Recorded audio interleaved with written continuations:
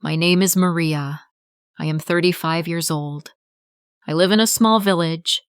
Life here is quiet, and most days are long. I wake before the sun, light the fire, and start my work.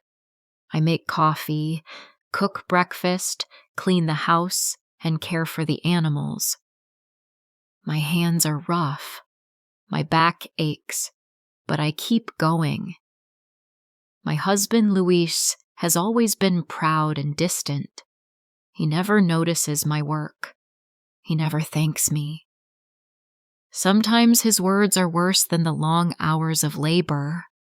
I try to stay quiet. I tell myself that love can fix everything, even him. One afternoon, the tension between us grew too much. "Maria," he said, his voice sharp. "Why is the house still not perfect? The yard is messy. The bread is not ready yet." "I have been working since before sunrise, Luis," I replied, trying to keep calm. "I washed the clothes, fed the animals, prepared breakfast, and still you complain." He frowned. "I deserve more than this. I work hard too. I should not have to see this every day." "You never notice anything I do," I said, my voice rising. "You never ask me how I am.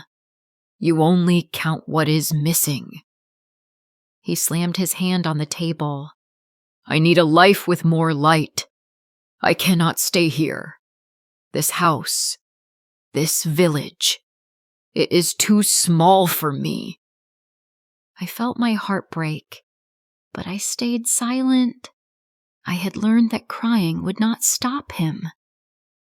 A few days later, he left. He packed a small bag and walked out without looking back. I did not beg. I did not cry. I simply gave him a small lunch and said, "May God go with you." The house felt empty and quiet. For a moment, I thought I could not survive, but I had no choice. Life went on. Months turned into years.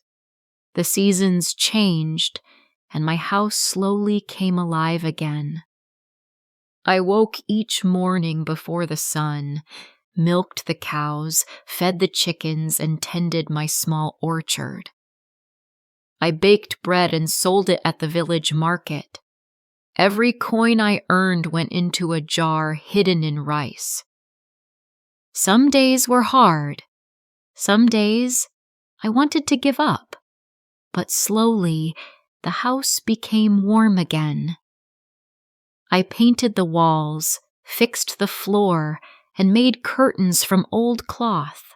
The orchard grew fruit. The chickens multiplied. The village began to notice me. Women asked for advice. Men nodded when I passed. Children ran to greet me or ask for bread. I did not seek praise. I only worked honestly. One morning, a man came to my door. He was thin and tired. His clothes were worn and dirty. His beard had grown long, and his hair fell into his eyes. His voice was low and rough. He asked for water and work. Something about him felt familiar. I studied his hands, his quiet movements, the way he looked at the house. But I said nothing. I nodded and said, "Yes, you may work here." He worked hard every day. He repaired fences, fixed the roof, carried wood. I left him a cup of coffee on the porch each morning. He thanked me only with his eyes. I began to notice small habits and gestures that reminded me of someone I once loved. Yet I waited silently, unsure. Slowly, he told me his story. He had been proud once. He had everything, but he lost it all. He said he had left someone he loved and treated her badly. He said he had no one left. Every word cut deep. My heart tightened, but I kept working. Weeks passed. One day, while he worked, he paused and looked around. He touched the walls, the floor, the small garden. He said softly, "This place, it feels familiar. I think I have been here before." My heart beat fast. Could it be him? I said nothing. I continued my work, careful not to show my thoughts.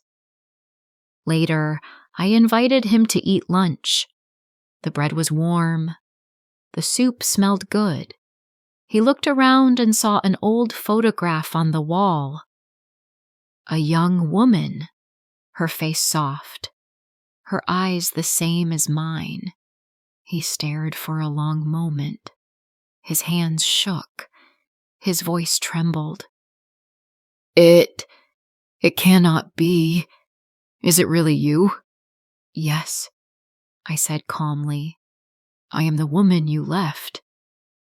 He sank onto a chair. His head hung low. I do not deserve forgiveness," he said. "I do not even deserve to see you." I placed my hand on his shoulder. Forgiveness is not for those who deserve it. It is for those who need it. He looked up slowly. Tears ran down his face.